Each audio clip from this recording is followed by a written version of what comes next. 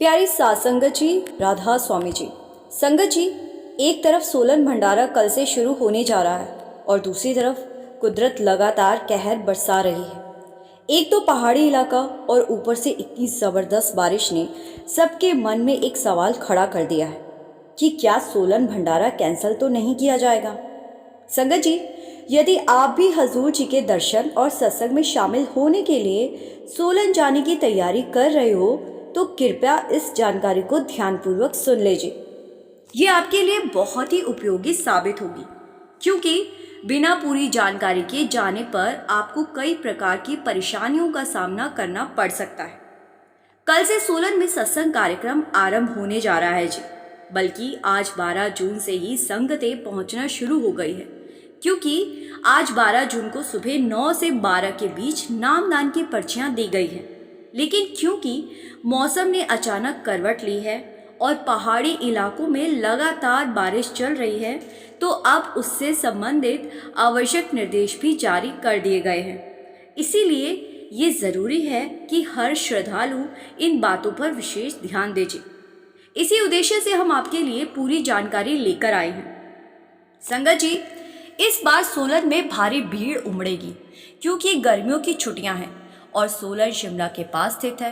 तो उम्मीद है कि दिल्ली, हरियाणा, पंजाब से सोलन का सत्संग सुनने संगत आएगी और उनका उद्देश्य ये भी होगा कि हजूर के सत्संग को सुनने के बाद संगत हो सकता है शिमला घूमने भी जाए। दिल्ली, हरियाणा, पंजाब और हिमाचल प्रदेश से बड़ी संख्या में संगत पहुंच रही है जी। इसके अलावा जम्मू और चंबा क्षेत्र से आने वाले श्रद्धालु भी काफ़ी संख्या में यात्रा कर रहे हैं जी। इसीलिए आप सभी से अनुरोध है जी कि इस जानकारी को अंत तक अवश्य सुने जी। आप सभी जानते हो कि 13 और 14 तारीख को हजूर जी सत्संग फरमाएंगे और दर्शन प्रदान करेंगे जी। इस भंडारे पर बाबा जी के आने की उम्मीद लगभग ना के बराबर है, क्योंकि बाबा जी फिलहाल सिंगापुर में हैं। इस भंडारे में शामिल होने के लिए कोई निजी वाहन से जा रहा है, कोई बसों द्वारा और कई लोग कालका शिमला वाली टॉय ट्रेन में सफ़र करेंगे जी। बारिश के चलते संगत को विनती की जा रही है कि अपने अपने वाहनों को पहाड़ी इलाकों में तय सीमा के अंदर ही चलाएं जी, और अगर बहुत तेज़ बारिश हो जाए तो किसी सुरक्षित स्थान पर कुछ देर के लिए रुक जाना ही बेहतर होगा जी। संगत जी, बारिश के दौरान यदि आपको बीच में रुकने की ज़रूरत महसूस होती है तो किसी भी सूरत में अपने वाहनों को पहाड़ों की तरफ या पहाड़ों की ओट में पार्क ना करें जी, उधर से पत्थर गिर सकते हैं। इसीलिए अपने वाहनों को सड़क के दूसरी तरफ सुरक्षित जगह देखकर ही पार्क करें जी। यात्रा के दौरान यदि आपको रास्ते में भोजन या विश्राम की आवश्यकता पड़े तो कुछ स्थानों पर विशेष व्यवस्था की गई है जी। जो श्रद्धालु जालंधर की ओर से आ रहे हैं उनके लिए बंगा सत्संग घर में ठहरने, भोजन करने, चाय पीने, चाय पानी लेने तथा वॉशरूम आदि की पूरी सुविधा उपलब्ध रहेगी जी। जो श्रद्धालु ऊना, चंबा, जम्मू या कीरतपुर साहिब होते हुए रोपड़ मार्ग से आ रहे हैं उनके लिए मरनोवाला सेंटर पर भी विशेष व्यवस्था की गई है जी। वहाँ भोजन, जलपान और अन्य आवश्यक सुविधाएं उपलब्ध रहेंगी जी। इसके बाद नवा शहर क्षेत्र में स्थित बलाचौर सेंटर पर भी सेवा की व्यवस्था की गई है। वहीं पंचकूला वन, जो जोन 3 के अंतर्गत आता है, वहाँ भी संगत के लिए भोजन और विश्राम की सुविधाएं रखी गई है जी। एक विशेष निवेदन उन सेवादारों और वाहन प्रभारियों से हैं जी जो बड़ी बसों या अन्य बड़े वाहनों में संगत लेकर आ रहे हैं। कृपया निर्धारित सेंटर पर पहुंचने से लगभग 2 घंटे पहले सूचना आवश्यक दे दें, ताकि भोजन और अन्य व्यवस्थाएं समय पर तैयार रखी जा सकें और किसी भी श्रद्धालु को असुविधा ना हो जी। मौसम विभाग की ओर से अगले 3 दिनों के लिए वर्षा की संभावना जताई गई है जी। तेज बारिश होने की पूरी आशंका है, इसीलिए सभी श्रद्धालु अपने साथ आवश्यक गर्म कपड़े, रेनकोट, छाता और ज़रूरत का सामान अवश्य रखें जी, क्योंकि बारिश के कारण पहाड़ी इलाकों में ठंड बहुत बढ़ चुकी है और रात में ठंड और भी ज़्यादा हो जाती है जी। संगत जी, एक और महत्वपूर्ण जानकारी ये है कि हजूर जी आज सोलन पहुंच चुके हैं और आज शाम को हजूर जी पैदल दर्शन भी देंगे जी। इसीलिए यदि आपका कार्यक्रम आज शाम को निकलने का है और आपके पास समय है तो कोशिश करें कि शाम से पहले ही सोलन पहुंच जाएं जी। ऐसा करने से आप शाम लगभग 4 से 5 बजे के बाद होने वाले हजूर जी के पैदल दर्शनों का लाभ उठा सकेंगे जी। सोलन में हर वर्ष संगत की संख्या बहुत अधिक रहती है। वहाँ का पंडाल भी प्राय पूरी तरह भर जाता है। सोलन का परिसर प्रोर की तुलना में थोड़ा छोटा है, इसीलिए स्थान सीमित रहता है जी। इस कारण सभी श्रद्धालुओं से अनुरोध है कि सत्संग शुरू होने से 1 घंटा पहले ही अपनी जगह ग्रहण कर ले जी।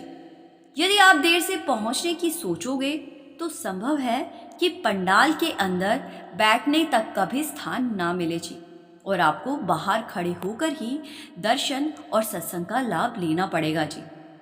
दूसरी ज़रूरी बात यह है कि सोलन सेंटर में पार्किंग की सुविधा भी सीमित है जी। इसीलिए कोशिश करें कि पब्लिक ट्रांसपोर्ट से ही सोलन पहुँचे जी। सोलन में रात के समय मौसम अचानक बदल सकता है, खराब हो सकता है। सामान्यतः वहाँ रातें ठंडी रहती है।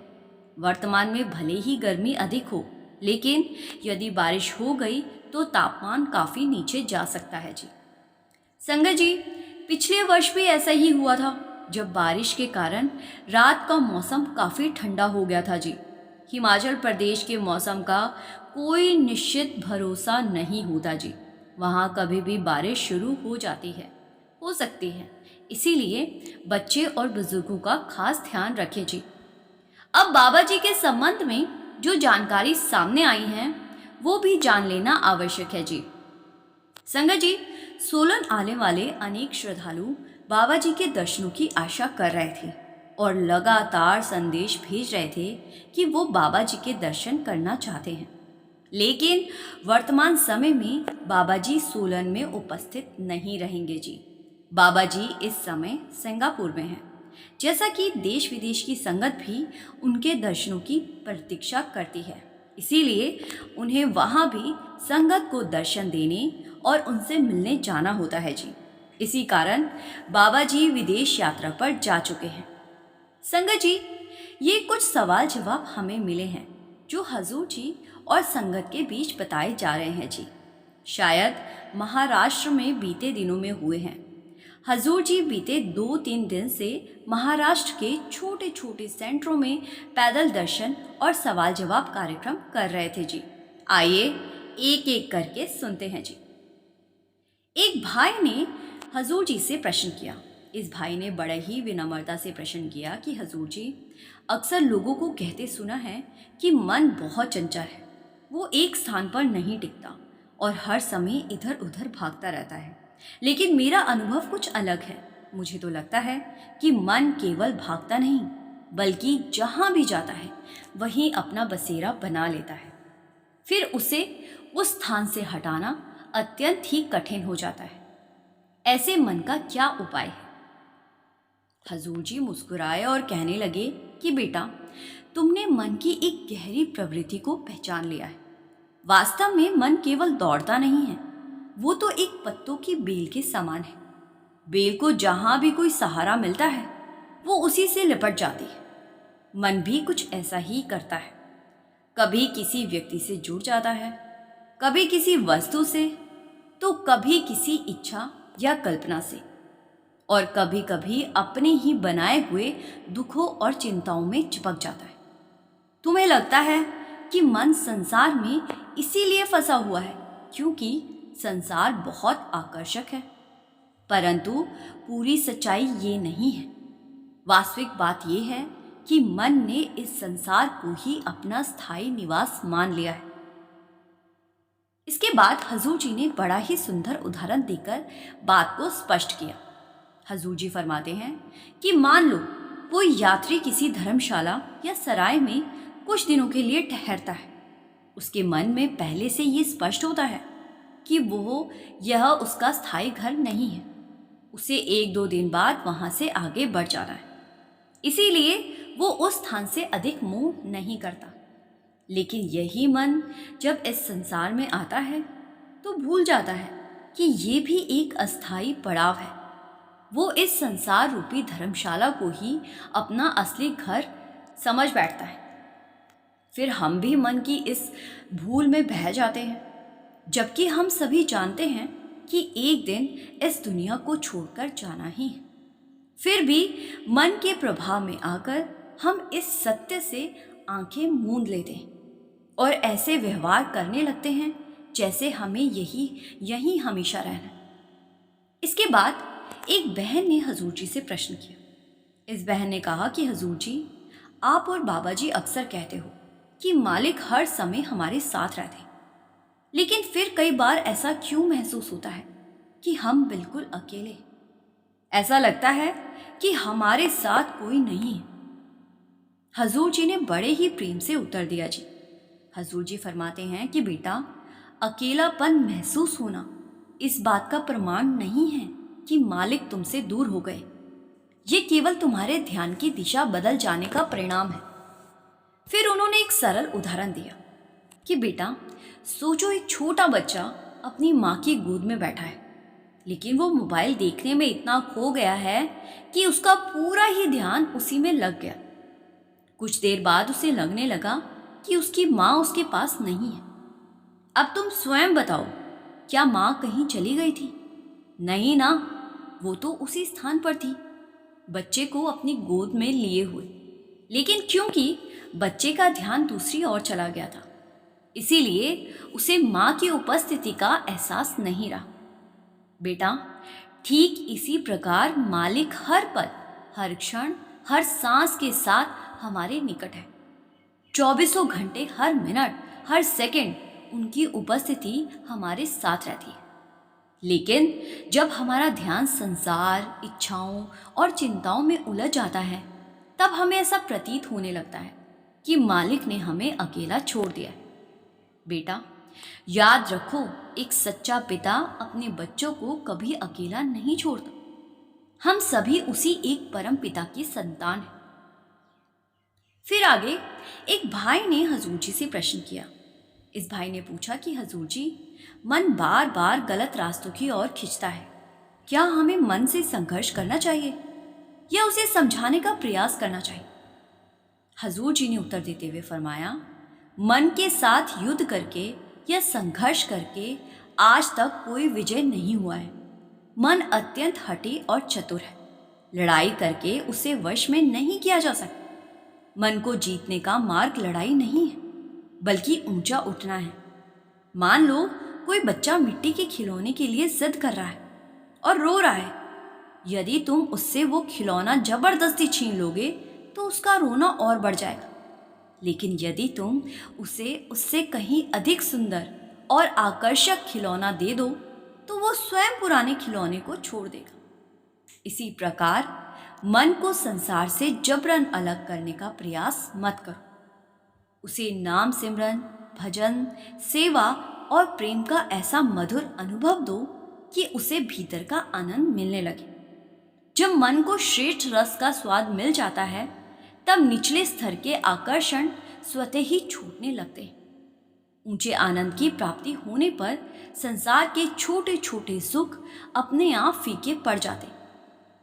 फिर आगे एक बहन ने हजूर जी से प्रश्न किया। इस बहन ने कहा कि हजूर जी, कभी कभी लगता है कि बस कुछ इच्छाएं पूरी हो जाएं, फिर शांति मिल जाएगी। क्या ऐसा संभव है? हजूर जी ने फरमाते हुए समझाया कि बेटा, इच्छाएं आज तक किसी इंसान की पूरी नहीं हुई है। मालिक जरूरत सबकी पूरी करता है, लेकिन इच्छाएं पूरी नहीं करता। मन कहता है अब वो दूसरी चीज मिल जाए, फिर कहता है अब थोड़ा और। इंसान मर जाता है, लेकिन इच्छाएं खत्म नहीं होती। हजूर जी ने उदाहरण देते हुए फरमाया कि तुमने कभी आग में लकड़ी जलते हुए देखी है? तो इस बहन ने कहा, जी हाँ हजूर जी। तो हजूर जी ने कहा, क्या आग एक लकड़ी से संतुष्ट हो जाती है? नहीं ना, आग पूरा का पूरा जंगल जलाकर राख कर देती है और तब भी संतुष्ट नहीं होती। यही हाल हमारे मन का है। मन को इस संसार की हर वस्तु ही क्यों ना दे दी जाए, मन फिर भी यही कहेगा कि अब मुझे इससे भी अच्छा कुछ और चाहिए। हजूर जी ने आगे फरमाते हुए समझाया कि शांति इच्छाओं की पूर्ति से नहीं आती, शांति इच्छाओं के ऊपर उठने से आती। जिस व्यक्ति का हृदय मालिक में टिक जाता है, उसके पास इच्छा आए तो भी वो उस मालिक का रहता है, मन का गुलाम नहीं बनता। संगत जी, ये थे वो सवाल जवाब जो संगत और हजूर जी के बीच हुए थे जी। संगत जी, मेरी आपसे हाथ जोड़कर एक ही विनती है जी कि वीडियो को लाइक और शेयर ज़रूर कीजिए और राधा स्वामी ज़रूर लिखिए जी। और अगर आप इस चैनल पर पहली बार आए हैं तो संगत के अपने इस चैनल रूहानी सफ़र को सब्सक्राइब कर इस चैनल का एक हिस्सा ज़रूर बनिए जी। गुरु प्यारी साथ संगत जी, राधा स्वामी जी।